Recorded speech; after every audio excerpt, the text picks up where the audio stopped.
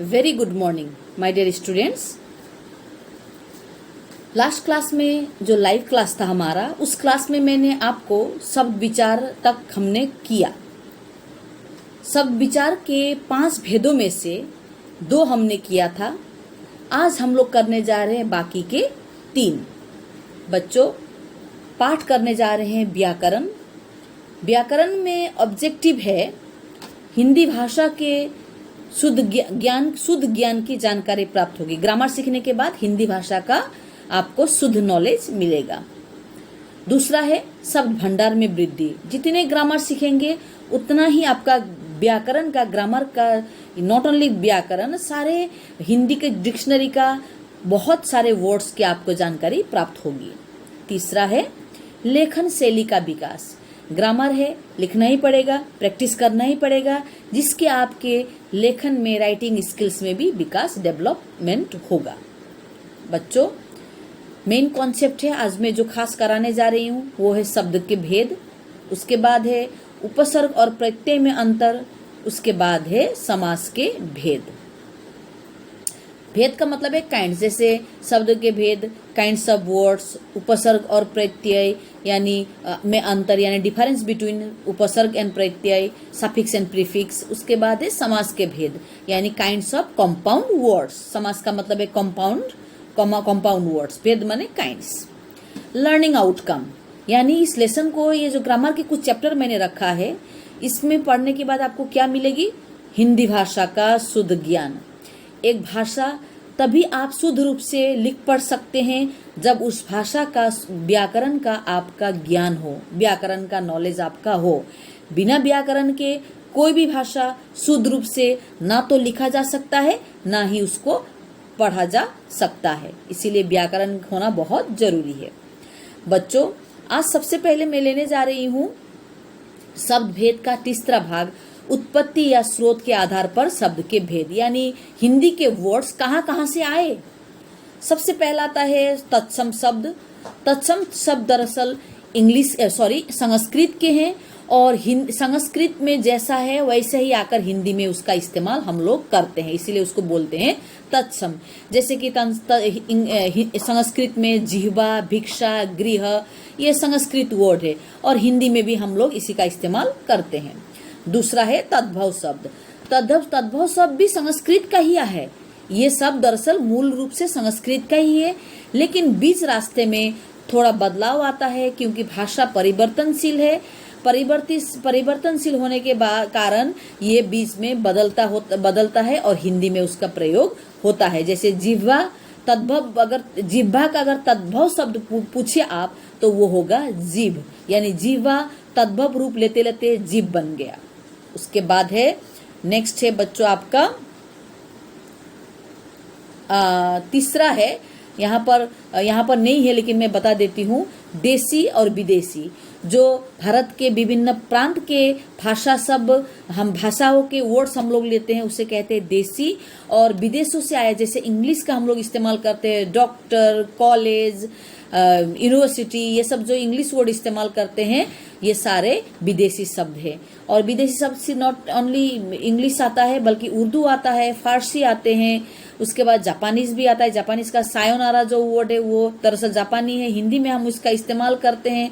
तो इस प्रकार शब्द के भेद 4 प्रकार के, स्रोत के आधार पर शब्द के 4 भेद है, तत्सम, तद्भव, देसी और विदेशी।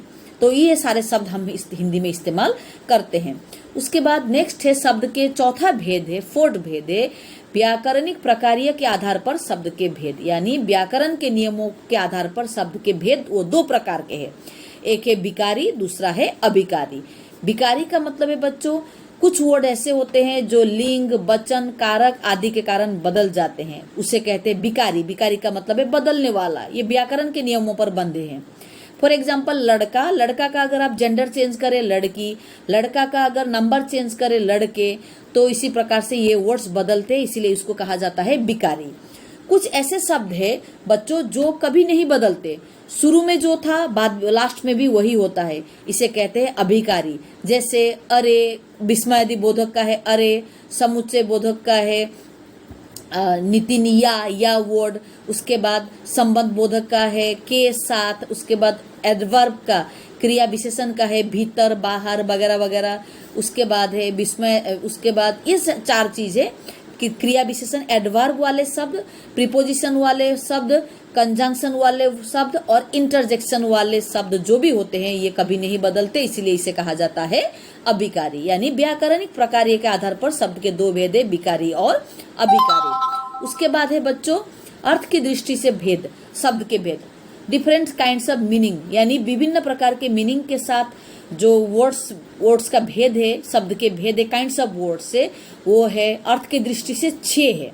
एक है पर्यायवाची, पर्यायवाची आप लोग जानते ही है, विलोम ऑपोजिट वर्ड्स, पर्यायवाची सिनोनिम्स, उसके बाद अनेकार्थी डिफरेंट वर्ड्स, उसके बाद वाक्यांशों के लिए एक शब्द यानी 1 वर्ड सब्स्टिट्यूशन, एकार्थी शब्द यानी 1 मीनिंग्स वर्ड, समानाभाषी यानी उच्चारण करने में जिसको समान रूप से बोलता है, जैसे दिन आदि आदि, इस वक्त समान रूप से यानी प्रोनाउंसिएशन में समान होता है, इसीलिए इसको कहा जाता है समानाभाषी। अर्थ की दृष्टि से शब्द के 6 भेद है, पर्यायवाची, विलोम, अनेकार्थी, वाक्यांशों के लिए एक शब्द, एकार्थी और समानाभाषी। यानी बच्चों अभी तक हम लोगों ने क्या पढ़ा कि शब्द के भेद हमने कितना पाया? 5 प्रकार के पाया। उस दिन मैंने 2 कराया था, आज मैंने 3 कराया। 3 में से क्या है? स्रोत के आधार पर है, व्याकरणिक प्रकार्य के आधार पर है और अर्थ की दृष्टि से है। नेक्स्ट बच्चों, उसके बाद हम लोग नेक्स्ट चैप्टर करने जा रहे हैं उपसर्ग। किसी शब्द के पहले लगकर नए शब्द बनाने वाले शब्द या शब्दांश को उपसर्ग कहते हैं। आप लोग एकदम इजी करा देती हूँ, इसमें इतना डरने की बात नहीं है। आप लोगों ने सफिक्स प्रीफिक्स जानते हैं। उपसर्ग का मतलब है कोई वर्ड के आगे लगने वाला, ठीक है। हिंदी में 4 प्रकार के उपसर्ग है, संस्कृत के आए हैं, हिंदी का खुद का है, उर्दू का है और संस्कृत अव्यय का है। यानी ये सब लैंग्वेजेस का वर्ड्स, पार्ट ऑफ वर्ड हमारे हिंदी में इस्तेमाल हुआ है। एग्जाम्पल एक देती हूँ मैं उपसर्ग का, जैसे कि गुण एक गुण माने अच्छाई है, अच्छा गुण, लेकिन उसके आगे अगर आप उपसर्ग अव डालते हैं, अव ये वो उपसर्ग कहते हैं जो शब्द के आगे लगता है। मूल शब्द है गुण, उसके आगे एक वर्ड लगा, शब्दांश लगा अव, उसके बाद उसका मीनिंग में परिवर्तन आ गया। गुण था, उपसर्ग लगने बाद क्या बन गया? गुण अव प्लस गुण इक्वल टू अवगुण। अवगुण का मतलब है बुरा गुण। यानी जो शब्द किसी शब्द के आगे लगकर उसका मीनिंग में परिवर्तन ला देता है उसे कहते हैं उपसर्ग। उसका ठीक अपोजिट है प्रत्यय। प्रत्यय क्या है? किसी शब्द के पीछे लगकर नया शब्द बनाने वाले शब्दांश या शब्द को प्रत्यय कहलाता है। प्रत्यय के बच्चों 2 भेद है, कृत प्रत्यय और तद्धित प्रत्यय। अब आपको डिटेल्स में जाने की कोई जरूरत नहीं है। कृत प्रत्यय क्या है, तद्धित प्रत्यय क्या है, इसमें जानकारी इतनी जरूरत नहीं है क्योंकि आप क्लास 8 में हैं। आप इतना ध्यान रखिए कि कोई भी मूल शब्द के को पीछे कोई जो शब्दांश लगता है उसे कहते हैं प्रत्यय। एग्जाम्पल एक मैं देती हूँ, कह प्लस आनी इक्वल टू कहानी। कह मूल शब्द है, उसके पीछे आनी प्रत्यय लगा है। आनी प्रत्यय लगने के बाद उसका मीनिंग पूरा चेंज हो गया। कह रूट वर्ड है, रूट वर्ड, मूल शब्द का मतलब है रूट वर्ड है। कह माने कहना, लेकिन आनी लगने के बाद उसका पूरा मीनिंग चेंज हो गया। कह प्लस आनी इक्वल टू कहानी। कहानी का मतलब है स्टोरी। कहाँ कहना था, अब आ गया कहानी। यानी कोई भी शब्द, किसी भी शब्द के पीछे कोई शब्दांश लगता है उससे मीनिंग परिवर्तन होता है, उसे कहते हैं प्रत्यय। इसके 2 भेद है, काइंड्स ऑफ प्रत्यय 2 है, कृत और तद्धित। अब आ जाते हैं बच्चों आज का लास्ट चैप्टर, क्योंकि आज मैं इच्छा करने से मैं आपको 5-6 चैप्टर करा सकती हूँ, लेकिन अगर ज़्यादा कराने जाऊंगी तो आपको समझ में नहीं आएगा। इसीलिए मैंने सिर्फ आज मेनली 2 ही चैप्टर लिया था। वो है उपसर्ग प्रत्यय, वो एक ही पकड़ सकते हैं, और उपसर्ग प्रत्यय समास, और शब्द विचार तो उसी दिन मैंने शुरू कर दिया था। समास क्या है? अनेक शब्दों को संक्षिप्त करके नया शब्द बनाने की प्रक्रिया को समास कहते हैं। ढेर सारे शब्द है, उसको संक्षिप्त का मतलब है शॉर्ट करने का जो प्रोसेस है, प्रक्रिया का मतलब है प्रोसेस है, उसे कहते हैं समास। बच्चों ध्यान से सुनिए, अनेक शब्दों को, ढेर सारे शब्द है, उसको शॉर्ट करने का जो प्रोसेस है उसे कहते हैं समास। इंग्लिश में जिसे कहते हैं कॉम्पाउंड वर्ड्स। इसके 6 भेद है बच्चों। पहला है अव्यय भाव समास। जिस समास का पहला पद अव्यय होता है और प्रधान होता है उसे अव्यय भाव समास कहते हैं। यानी जिस समास का पद का मतलब है जब कोई भी वर्ड सेंटेंस में जुड़ जाता है वो पद कहलाता है। यानी जैसे फॉर एग्जांपल यहाँ मैं बता देती हूँ, यथा नियम, इसको आप तोड़िए नियम के अनुसार।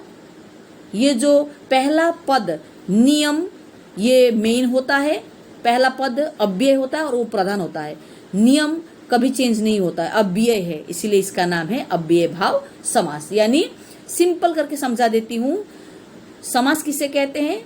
ढेर सारे वर्ड्स को शॉर्ट करने का प्रोसेस को कहा जाता है समास, कंपाउंड वर्ड्स। इसका पहला भेद है अव्यय भाव समास। एग्जाम्पल यहाँ पर यथा नियम, नियम के अनुसार, प्रतिमास, प्रत्येक मास, ये सब।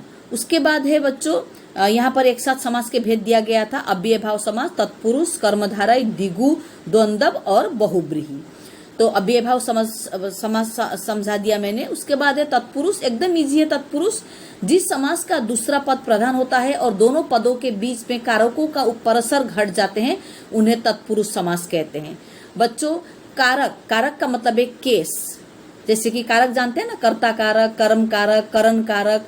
ये कारक का जो चिन्ह होता है ना, सिंबल होता है ना, जैसे कि कर्म का को है, कर्ता का ने है, कर्म का को, करण का से, ये सब जो कारक है, जिस समास के बीच में कारक का चिन्ह का इस्तेमाल होता है उसे कहते हैं तत्पुरुष समास। यानी वेरी इजी, तत्पुरुष समास किसे कहते हैं?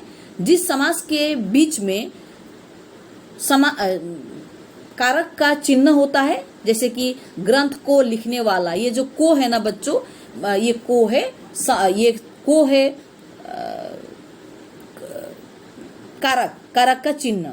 यश को प्राप्त को, माखन को चुराने वाला को, ये सब वर्ड जो है ये सब क्या है?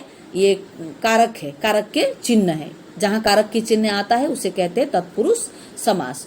उसके बाद है कर्मधारय। जिस समास के दोनों पद यानी दोनों साइड का जो वर्ड्स है, पहला पद माने फर्स्ट वर्ड, दूसरा पद माने सेकेंड वर्ड, जहाँ मेन होता है और एक साइड में एडजेक्टिव होता है, एक साइड में नाउन होता है, उसे कहते हैं कर्मधारय समास। जैसे कि एग्जाम्पल में बता देती हूँ, पीताम्बर, पीत जो वर्ड है ये विशेषण है, एडजेक्टिव है, और अंबर जो वर्ड है ये है विशेष्य। अब समास को तोड़ने जा रही हूँ पीताम्बर को, पीत है जो अंबर। बच्चों एकदम इजी करके बता देती हूँ कर्मधारय को। यानी कर्मधारय समास किसे कहते हैं?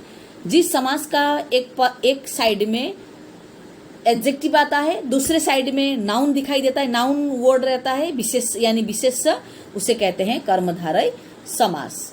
उसके बाद द्विगु समास है। जिस समास का फर्स्ट वर्ड नंबर से होता है, संख्यावाची होता है, उससे द्विगु समास कहते हैं। जैसे एग्जाम्पल देखिए नीचे, सप्तर्षि 7 ऋषियों का समूह, फर्स्ट वर्ड है 7, तो 7 नंबर है, न्यूमेरिकल है, नंबर है। त्रिभुज 3 भुजाओं का समूह 3 है। उसके नवरात्रि 9 रात्रियों को समाहार है 9, जहां पर नंबर्स पहले आते हैं जिस समास का, उसे कहते हैं द्विगु समास। उसके बाद वेरी इजी द्वंद्व समास। जिस समास के बीच में और या और नहीं तो या होता है उसे कहते हैं द्वंद्व समास। जैसे जीवन और मरण, बीच में क्या आ गया है? और दूसरा साइड में देखिए, छोटा या बड़ा, बीच में क्या आ गया है? या। और इसीलिए जहां जिस समास में बीच में या नहीं तो और आता है उसे कहते हैं द्वंद्व समास। उसके बाद बहुब्रीहि समास क्या है? बहुब्रीहि समास में इसका पहला पद भी मेन नहीं होता, दूसरा पद भी मेन नहीं होता। पद का मतलब है वर्ड बच्चों, दोनों ही मेन नहीं होते, बल्कि कोई खास तीसरा होता है। जैसे पित है अंबर जिसके, पीताम्बर को तोड़िए, समास विग्रह कीजिए, पित है अंबर जिसके, यानी पीताम्बर। यहाँ पर पीताम्बर एक ही, इस संसार में एक ही है, वो है श्री कृष्ण। इसीलिए इस समास को पहचानने का एकदम इजी तरीका है कि कोई खास एक चीज खास एक कोई रहेगा, उसी खास को कहा जाता है बहुब्रीहि समास। जैसे नीलकंठ, नीला है कंठ जिसका, यहाँ पर नीला कंठ उसी का है, संसार में एकमात्र वही है, वो है शिव जी। दूसरा है तीन है लोचन जिसके, यानी जिसके तीन आंख है, किसी इंसान के तो नहीं हो सकते, तो ये खास है वो है शिव जी। शिव जी के तीन आंखें हैं। जहां पर कोई खास चीजों के और इशारा होता है वहां होता है बहुब्रीहि समास। बच्चों, समास को मैंने समझा दिया है, यानी ढेर सारे शब्दों को शॉर्ट करके लिखने का प्रोसेस को कहा जाता है समास, कंपाउंड वर्ड्स। इसके 6 भेद है। पहला है अव्यय भाव समास, दूसरा है तत्पुरुष समास, उसके बाद है कर्मधारय समास, उसके बाद है द्विगु समास, उसके बाद है द्वंद्व समास, उसके लास्ट है बहुब्रीहि समास। बच्चों, ये लेसन्स जो आज मैंने कराया है वो एक ही दिन में, एक ही बार में आपको शायद समझ में ना आए, इसीलिए इस वीडियो को आप लोग में जो यूट्यूब में डालने जा रही हूँ, इसको 2-3 बार आप सुनिए, उसको ध्यान दीजिए, अब आपको समझ में आ जाएगा। अगर फिर भी कोई डाउट रह जाता है, आप मुझे पर्सनल व्हाट्सएप नंबर में आप मुझे कॉल कर सकते या मैसेज भेज सकते हैं या मुझे कॉल कर सकते हैं। और मैंने समास को बहुत इजी करके कराने की कोशिश की है। जैसे कि बहुब्रीहि में क्या होता है, किसी तीसरे खास के लिए इस्तेमाल होता है, द्वंद्व के बीच में और नहीं तो या आता है, द्विगु में सबसे पहला वर्ड नंबर्स होता है, उसके बाद तत्पुरुष समास में बीच में विभक्ति का चिन्ह होता है, उसके बाद आपका कर्मधारय में क्या होता है, नाउन और एडजेक्टिव आता है, अव्यय भाव में क्या होता है, पहला पद अव्यय होता है। अव्यय का मतलब है कभी नहीं बदलने वाले शब्द। और उपसर्ग प्रत्यय भी मैंने करा दिया। उपसर्ग का मतलब है कोई भी वर्ड के पीछे जो शब्दांश लगते हैं, उपसर्ग किसी भी मूल शब्द माने रूट वर्ड के आगे कोई शब्दांश लगता है। प्रत्यय किसे कहते हैं, कोई वर्ड के पीछे शब्दांश लगता है, उपसर्ग प्रत्यय हो गया है यहाँ तक। उसके बाद उससे आगे मैंने शब्द के भेद पढ़ाया, अर्थ की दृष्टि से, व्याकरणिक प्रकार्य के आधार पर, स्रोत के आधार पर। बच्चों, एक बार पढ़ना। और खास बात मैं एक बार बोल के मैं आज छोड़ रही हूँ, अगर आपको लगता है कि आपको सब कुछ समझ में आ गया तो डेफिनेटली आप सारे एक्सरसाइज कर लीजिएगा।